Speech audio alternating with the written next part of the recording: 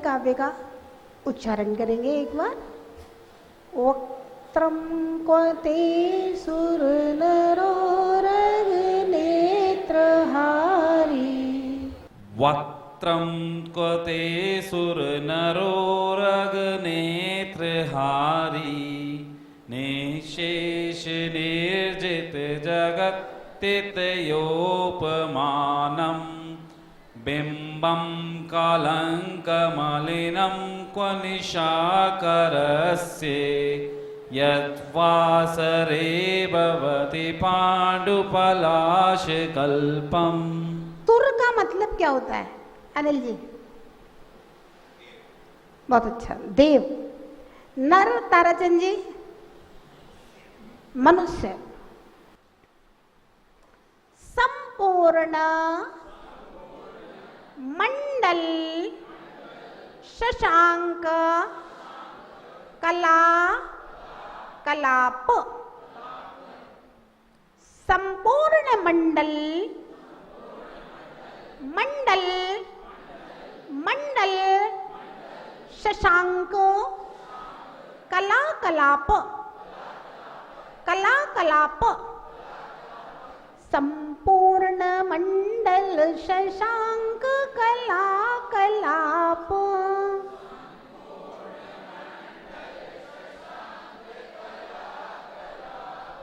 संपूर्ण मंडल शशांक कला कलाप।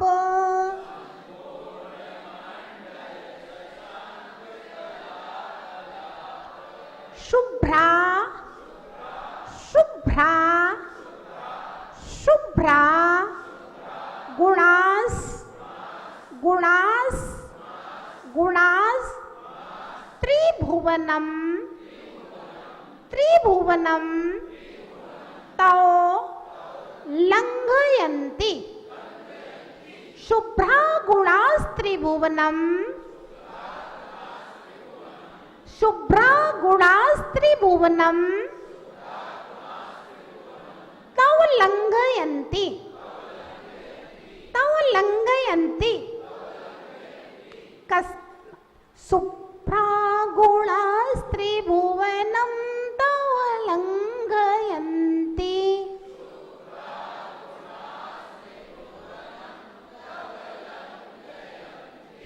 शुभ्रा गुणास त्रिभुवनम तौ लंघयन्ति।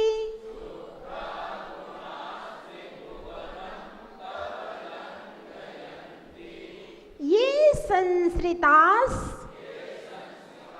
देखिए उच्चारण पे ध्यान रखना। संस्कृतास लगभग लोग गलत ही बोलते हैं।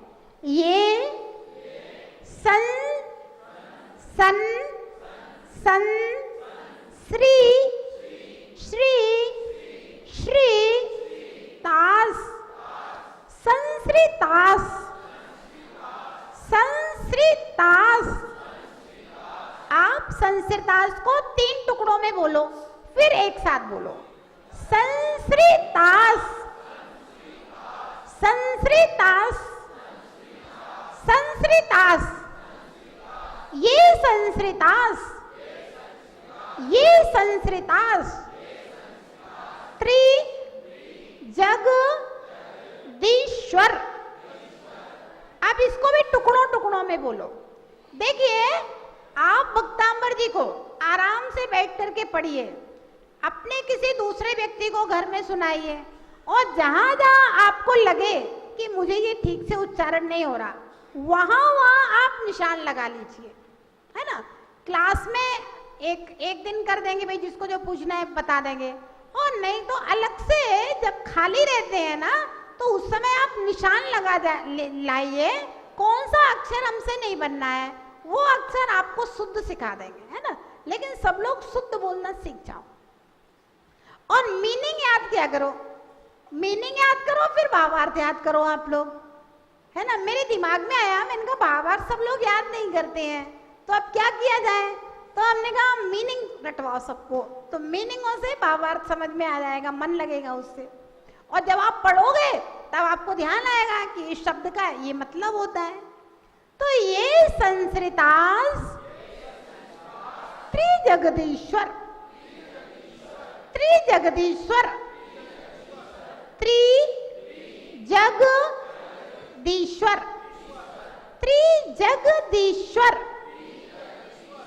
त्रिजगदीश्वर, त्रिजगदीश्वर, त्रिजगदीश्वर नाथमेकम। ये संश्रिता त्रिजगदीश्वर नाथमेकम।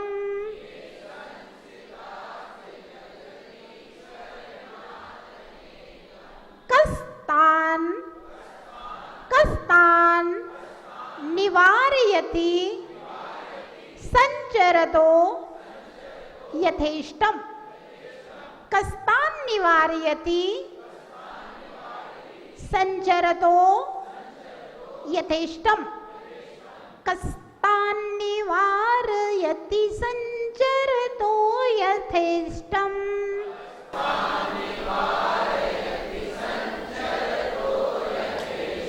पढ़िए पूरा काव्य एक साथ।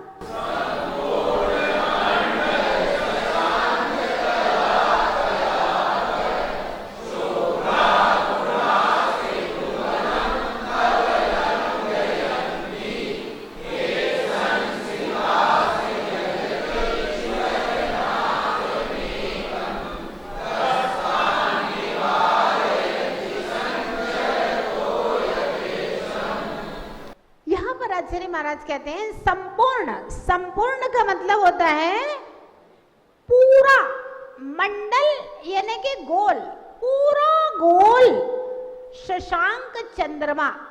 पूरा गोल चंद्रमा कब होता है? पूर्णिमा के दिन।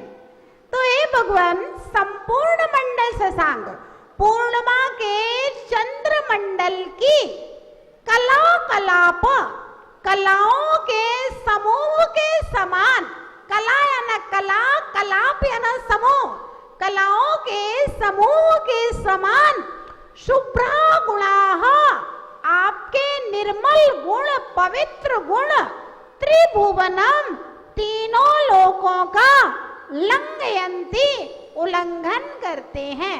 तव याना आपके, हे भगवान आपके, तव याना कि आपके, हे भगवान आपके संपूर्ण मंडल शशांक पूर्णिमा के चंद्रमा के समान की कला समूह के समान निर्मल गुण तीनों लोगों का उल्लंघन करते हैं।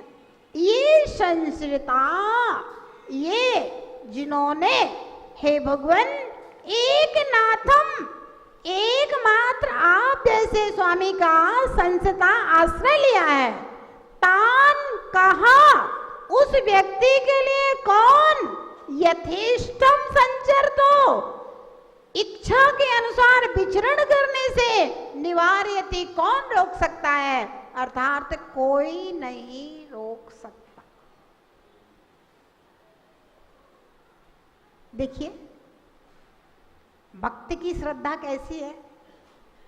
आचार्य महाराज आपको एक में केंद्रित होने के लिए कह रहे हैं। एक ही साध है, सब सद है। अब कोई कहे शक्ति की देवी दुर्गा, लक्ष्मी की देवी लक्ष्मी, ज्ञान की विद्या की देवी सरस्वती, अलग अलग हो गए ना। कोई शक्ति देने वाला है, कोई विद्या देने वाला है, कोई लक्ष्मी देने वाला है, तो जाओ भैया अलग अलग पूजा करने के लिए। आप लोग भी तो ऐसे ही करते हैं ना। शांति देने वाले शांतिनाथ, शनि ग्रह का निवारण करने वाले मुनि सुव्रतनाथ, उपसर्ग दूर करने वाले पारसनाथ, चमत्कार दिखाने वाले चंदा प्रभु। ध्यान रखना,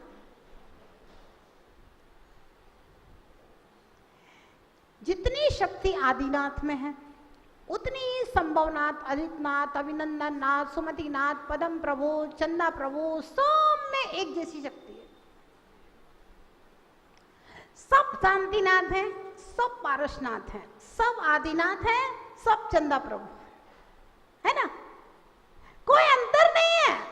24 तीर्थंकरों के गुणों में, शक्तियों में कहीं कोई अंतर नहीं है। ये तो ज्योतिर्विदों ने ज्योतिर्विज्ञान बना करके कर दिया है भाई। 9 ग्रह की शांति के लिए 24 भगवान अलग अलग ग्रह के ऊपर बांट दिए। अगर आप आदिनाथ की आराधना करेंगे तब भी आपको वही फल मिलेगा, आप पारसनाथ की करोगे तो भी वही फल मिलेगा। चलो भैया, बीतराग में से कोई किसी को मान लो, कोई दिक्कत नहीं है, यहाँ तक मान लेंगे आपकी बात, क्योंकि क्षयिक सम्यक दृष्टि जीव के लिए कोई अंतर नहीं होता, सारे भगवान एक से है। लेकिन सम्यक दृष्टि है तो चल मलिन अवगाढ़ दोष कहे गए हैं, वे दोष यही है ना। कोई चंदा प्रभु को इष्ट मानता है, कोई किसी को इष्ट मानता है, कोई बात नहीं, कम से कम बीतराग भगवान के पास ही बने रहना, सरागी देवी देवताओं के पास मत जाना, रागी तुलसी के पास मत जाना।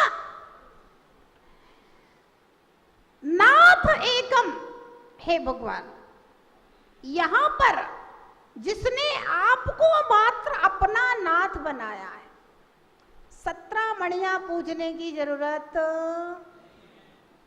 शक्ति का देवता अरहंत, विद्या का देवता अरहंत, लक्ष्मी का देवता अरहंत, विघ्नों को विनाश करने वाला देवता अरहंत, स्वर्ग को देने वाला देवता अरहंत, मोक्ष को देने वाला देवता।